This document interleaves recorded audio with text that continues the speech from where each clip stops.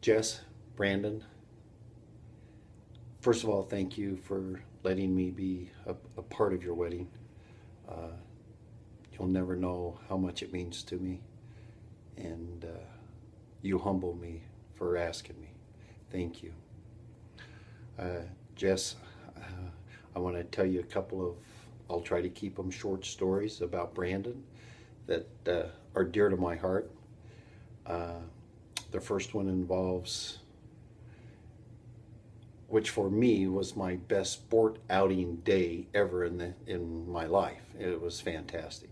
I was flying back to New York to meet with Ken and Brandon, and we was going to go to uh, the New York Giants and the Philadelphia Eagles football game, and it was a Sunday night game, so it was a pretty good game. So I'm very excited. So I land, go out, meet Ken. Ken picks me up from the airport, and we're driving along, and he says, "Hey, what do you think about a baseball game?" I go, "I like baseball.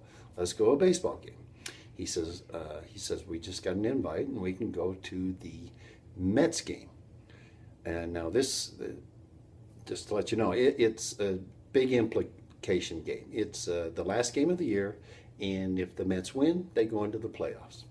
So I go, yeah, boy, I'm sure. Can we make that work? Yes, we'll go to that in the morning. We're going to go to the Giants game at night.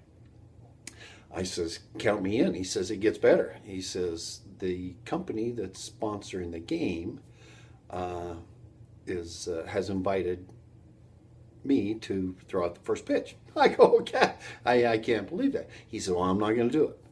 Uh, but I'm going to ask Brandon if he wants to. And I go, man, that's fantastic. So he says, I want to do it tonight. We're going to meet him over in the city for dinner, and I'll ask him. I said, okay, game on. So he says, but don't lead on to anything. He says, I just kind of want to make this a surprise. Oh, okay, we're good. So go home, get ready, cross the river. We're going to go out and have a nice dinner, and we're in an Italian restaurant. And so as the night is progressing, we're sitting there, and the drinks are flowing. We're having a good time, seeing each other.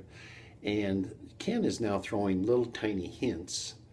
Uh, well, we did let Brandon know that we were going to go to the game. But now Ken, instead of telling him directly about the pitching of the first pitch of the ceremony game, he's now throwing hints. And like, hey, you'd better, hopefully you get a good night's sleep tonight because that first pitch is going to be, it's going to be something. And just off the wall kind of stuff like that. Well, as the night goes on, and Brandon can't quite figure it out, so he's finally called us out. Now I'm giggling like a little girl now at this point. I'm so excited I can't believe it.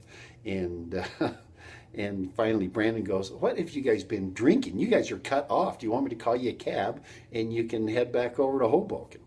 So we finally let Brandon know. Ken tells him, and the look on his face is, I'll never forget it. It was just a perfect moment. It's embedded in my mind. And so the night goes on. We go home. We're going to pick him up the next morning.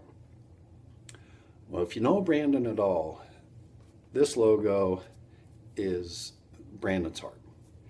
So as I'm sitting in the car, we're waiting for Brandon to come down from the apartment, and I look out the window, and here comes Brandon with a Mets hat on.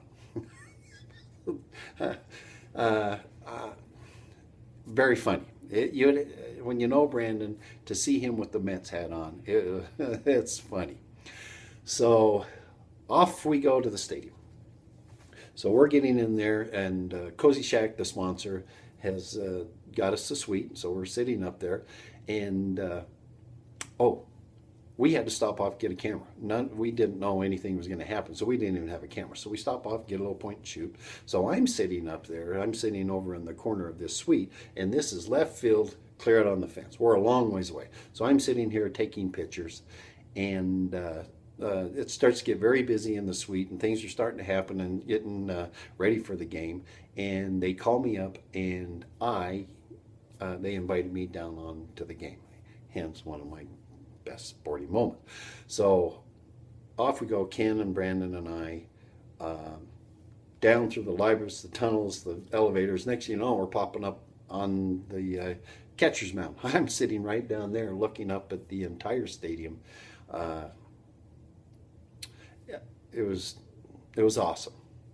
Uh, so now I'm taking pictures, and as you can see by the pictures that are rolling over, I have taken a few photos of Brandon as he's standing there, and a few short video clips of him.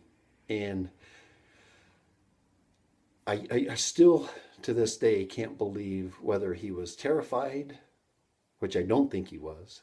I think he was sucking it in and taking it all in, and better than me. I could never do anything like that. I was so nervous down on the field, knowing that I was going to have to take these photos and videos. I mean, I was going to be nervous enough up there up in the stands, let alone down there on the field. So, uh, the the guy that was going to throw out the pitch, he couldn't throw it out because he had arm surgery.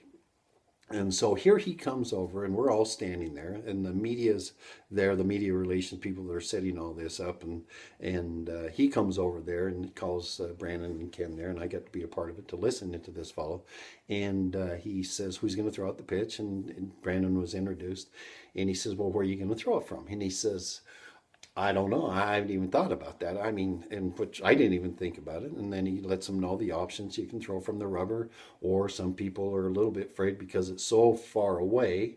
And if you haven't thrown a lot, which Brandon lives in Manhattan, though he's athletic, he hasn't thrown a little bit. He says you can throw in front of the grass. And there was a short little kind of muddled conversation, and the guy kind of steps in and he says, you know what, Brandon? He says, I can tell you this after doing it a few times and being around the block once or twice. He says, at the end of this day, nobody in this entire arena will remember where your pitch went. Only you will remember where you pitched it from and where that ball went. And so that was it. I mean, the lights went off, and I think it was just a done deal right then where Brandon was going to pitch it. His name goes up on the marquee, which you got a picture there, which Brandon never knew. I don't think he knew that his name was misspelled. I can't believe that they can spell Brandon the way they did. But anyway, here's the video of him running across, trotting across. Picture of and Brandon in full stride. I mean, he threw a great pitch, just high strike is where it ended up being, right off the mound. But if we all know Brandon Martindale, when he gets intense, he is like Michael Jordan. His tongue, it's working. It's working. So you can see by this picture, he's there. He's focused. This thing is going to be a strike. I love it. It's anyway. That is one of my best times I've ever spent in my life. And with that story being said, Jess, I just want to tell you that I thinking about stories with Brandon and how they are, if they have something to speak of the event that you guys are having. And I do. I think, Jess, it means Brandon has conviction. He's strong. He's stable. He's like the Rock of Gibraltar. He stays calm. And I think throughout your married lives, in which you will do many times, you will be able to lean on him with confidence. Very strong man. Okay. Second story. This was a pretty funny story. Salt Lake City, LA Lakers, Utah Jazz playoff game. And if anybody knows anything about Utah Jazz basketball, it's that we don't like the Lakers. Sorry to all you Laker fans. Barbara, sorry. I love you. But anyway, so Alan, Ken, Brandon, and they invited me. And Brandon's, their seats were down in the middle, aisle seats. And Brandon's on the edge. Now, right across the aisle is the Utah Jazz have designated like 4 or 5 seats right in there. They always have them roped off, and they usually give them to people that the Jazz organization has invited. So, you know, important people, I guess, is what you could say. So as the game's going on, and this is a big game. Obviously, it's a playoff game with the Lakers, so it's a high energy game. And throughout the game, we've noticed that the people that's over there and the guy that's standing on the edge. Well, he looks familiar, but everybody looks familiar. So, and I can't remember if it's either Alan or Brandon finally realized who this guy is. Well, it is the general manager of the Los Angeles Lakers, Mitch Kupchak. And so as the game's getting along, we're having a great time, and it's a great game. And with a few key baskets and a few key turnovers, Brandon now is starting to get into it, and he is now making gesture conversations, if you will, with Mitch. So if a basket went down, Brandon would look over and go, something like this, as he was staying there, and we're all shaking our fists and clapping and everything like this. Well, so at the end of the game, or towards the end of the game, it's just gone crazy. The stadium's gone nuts, and it is coming down to the wire. There is a basket that is instrumental and key to the end of the game and for the Jazz's victory.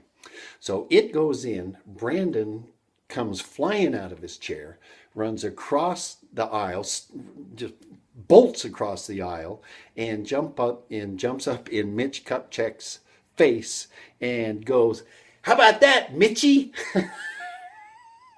I thought I was going to be thrown out of the stadium for sure. The man just stood there looking down at Brandon, and Brandon is going just crazy at this guy. And he returns to his chair. We end up winning the game. It was a great night, and one of my personal favorite memories of Brandon. Brandon, I mean, you've given me so many good memories, and I just wanted to say a few that maybe somebody else hadn't known, and those were great. I'll close now. I'm sure bored, but yeah, Brandon and Jess, I love you both. I know that as the few times I've been with you two together, there's chemistry, I guess, as I see it. The look in each other's eyes, there's love, there's compassion, and you're going to make it work. I mean, it's plain and simple. There's a lot of love there, honesty, and I can't wait. I think it's tomorrow. I think this is going to be played the night before, and I can't wait for tomorrow. I love you both, and congratulations.